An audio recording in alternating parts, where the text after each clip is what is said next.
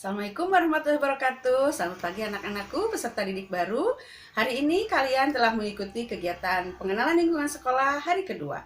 Hari ini Ibu sebagai pemateri hari kedua, yaitu materinya cara belajar. Apa itu belajar? Belajar yaitu asalnya tidak bisa menjadi bisa, asalnya tidak tahu menjadi tahu. Misalnya, kalian kemarin tidak tahu bagaimana caranya membuat email, sekarang kalian jadi tahu. Kemudian kemarin kalian setelah melakukan Zoom meeting, asalnya kalian tidak tahu itu Zoom meeting, sekarang jadi tahu. Nah, sekarang Ibu akan menyampaikan materi cara belajar di SMP 11. Sebelum pandemi COVID-19, cara belajar di SMP Negeri 11 Cimahi dilakukan tatap muka. Guru dan pelajar ada di dalam satu ruangan ataupun dalam satu lingkungan bertatap muka. Namun sekarang karena ada pandemi COVID-19, cara belajar di SMP Negeri 11 Cimahi menjadi daring. Apa itu daring? Ada yang tahu? Daring yaitu dalam jaringan. Jadi pembelajarannya melalui internet. Jadi di SMP 11 itu nanti bisa melakukan daring itu bisa melalui WA group, kemudian bisa melalui Google Form, Google Classroom, ataupun YouTube channel. Untuk pembelajaran daring ada syaratnya. Pertama, HP kalian harus Android atau iPhone. Kedua, HP kalian harus berisi kuota yang cukup. Ketiga, sinyal harus bagus. Keempat, suasana rumah kalian ketika kalian belajar daring harus tenang, tidak boleh ribut supaya kalian konsentrasi. Nah, teknik pembelajaran daring nanti akan disampaikan oleh wali kelas sesuai jadwal, akan mengingatkan kalian hari ini jadwal pembelajarannya apa saja, kemudian sebelum dimulai akan ada absen atau daftar hadir siapa saja yang sudah bisa mengikuti pembelajaran daring. Anak-anakku tadi sudah dikatakan ada kata wali kelas, ada guru mata pelajaran. Apa itu wali kelas? Wali kelas SMP dengan di SD itu berbeda. Kalau di SD wali kelas itu memegang beberapa mata pelajaran, tapi kalau di SMP tidak. Wali kelas itu tugasnya bertanggung jawab atas keberadaan kelas termasuk keberadaan kalian. Kemudian kalau guru mata pelajaran hanya bertanggung jawab hanya pada mata pelajarannya saja. Di SMP Negeri 11 Cimahi, mata pelajarannya ada 11, yaitu PAI, Pendidikan Agama, kemudian ada PKN, ada Bahasa Indonesia, Bahasa Inggris, Matematika, IPA, kemudian IPS, ada Seni Budaya, ada PJOK, ada Prakarya, ada Bahasa Sunda. Berikutnya, Ibu akan sampaikan jadwal pelajaran selama COVID-19. Kalian bisa mengamati tabel yang Ibu sampaikan ini. Ini adalah jadwal pelajaran selama pandemi COVID-19. Apabila ada perubahan, nanti akan disampaikan oleh wali kelas kalian. Kalian boleh di pause atau di screenshot ya jadwalnya. Nah, kemudian Ibu akan menyampaikan mengenai penilaian. Penilaiannya karena SMP Negeri 11 Cimahi menggunakan kurikulum 13 yang menggunakan penilaiannya menggunakan atau melalui 4 aspek ya, melalui 4 aspek. Pertama, penilaian sikap, kedua penilaian perilaku atau moral, ketiga penilaian pengetahuan, keempat penilaian keterampilan. Nah, dari keempat ini ada bobot yang paling besar atau diutamakan yaitu pada penilaian sikap dan perilaku. Itu mencapai 60%.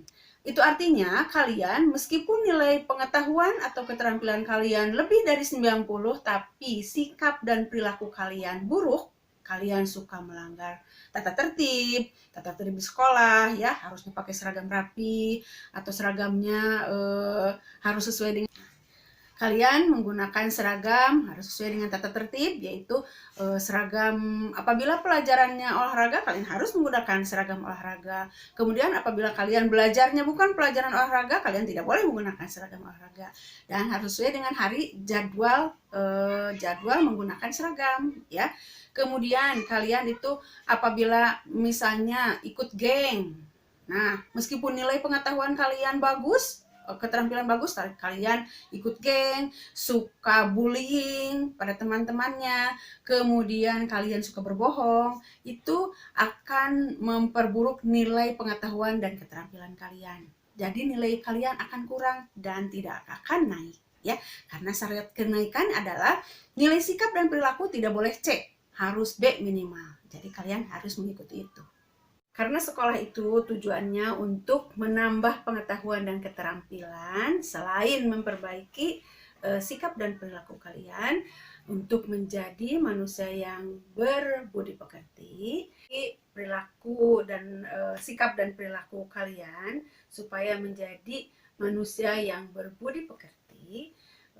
Jadi walaupun kalian nilai sikap dan perilakunya bagus, tapi tetap saja kalian harus memperhatikan pengetahuan dan keterampilan. Jadi, walaupun nilai sikap dan perilaku kalian bagus, tapi tetap saja kalian harus memperhatikan pengetahuan dan keterampilan yang didapat dari sekolah. Ibu akan memperlihatkan beberapa strategi pembelajaran yang memungkinkan kalian bisa gunakan supaya menjadi pembelajaran atau belajar kalian menjadi lebih baik, dan tentunya nilai pengetahuan dan keterampilan kalian menjadi lebih baik. Sekarang Ibu akan mulai dengan yang pertama. Pertama adalah kita selalu memulai semua kegiatan dengan berdoa. Kedua, belajar kelompok. Nah, karena sekarang sedang masa pandemi, belajar kelompoknya tidak dengan teman dulu, tetapi dengan keluarga kalian, bisa dengan kakak, bisa dengan ibu atau bapak, atau misalnya kalau ada bibi, ada paman yang bisa membantu, itu lebih baik, ya. Kemudian ketiga, rajin membuat catatan intisari pembelajaran. Kalau kalian baca materi pembelajaran apa, kalian buat intisarinya. Apakah ada yang kalian tidak pahami atau kalian sudah paham, nanti supaya nempel di kepala, ya. Kemudian tiga, membuat perencanaan yang baik. Apa sih membuat perencanaan yang baik itu? Misalnya kalian akan mengetahui pelajaran mana yang sudah kalian pahami dan mana yang susah untuk dipahami. Mulailah dengan yang susah untuk dipahami. Kalian belajar berulang-ulang. Itu dulu yang kalian pelajari.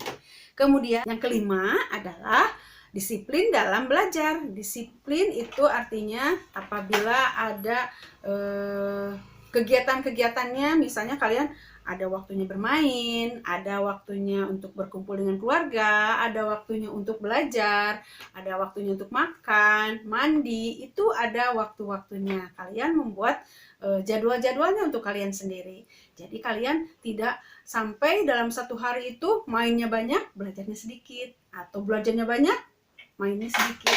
Harus ada porsi-porsi yang bagus, porsi-porsi yang cukup untuk kalian. Kemudian berikutnya adalah menjadi aktif bertanya dan ditanya. Kalian kalau ada yang tidak dipahami, jangan malu untuk bertanya. Karena ketika kalian ada yang tidak tahu atau bingung atau ya kalian bertanya, itu adalah tandanya kalian sedang belajar. Kalau kalian tidak ada pertanyaan, itu tidak tahu apakah kalian sedang belajar atau tidak, ya. Selanjutnya, belajar dengan serius dan tekun. Kalian harus serius kalau sedang belajar, tidak sambil main-main. Kemudian tekun, belajarlah dalam waktu itu, dalam jeda waktu yang sudah kalian sediakan, belajarlah dengan tekun, dengan serius, sungguh-sungguh, tidak banyak main-main, tidak sambil pegang HP, tidak sambil menggambar kalau sedang belajar matematika. Kalau menggambarnya sesuai dengan pelajaran matematika tidak apa-apa, jangan menggambar yang lain-lain, seperti itu. Kemudian nih yang sering kalian lupa, kerjakan PR, karena dengan mengerjakan PR kalian akan belajar dengan sedikit demi sedikit memahami apakah kalian paham atau tidak dengan pelajaran yang sebelumnya, yang termasuk di dalam PR itu kalian bisa bertanya, kemudian cari tahu. Masih banyak lagi cara belajar yang efektif yang ada di sumber-sumber bacaan, tapi Ibu hanya menyampaikan beberapa saja yang mungkin bisa kalian lakukan. Itu saja materi cara belajar dari Ibu, semoga bermanfaat dan kalian bisa paham, bisa melakukannya dan menjadi manusia yang terbaik. Setelah kalian menyimak paparan yang Ibu sampaikan tadi, kalian akan mengerjakan tugas yang Ibu akan titipkan ke wali gubus kalian. Tugas tentang apa? Tugas tentang paparan yang telah Ibu sampaikan mengenai cara belajar. Terima kasih. Assalamualaikum warahmatullahi wabarakatuh.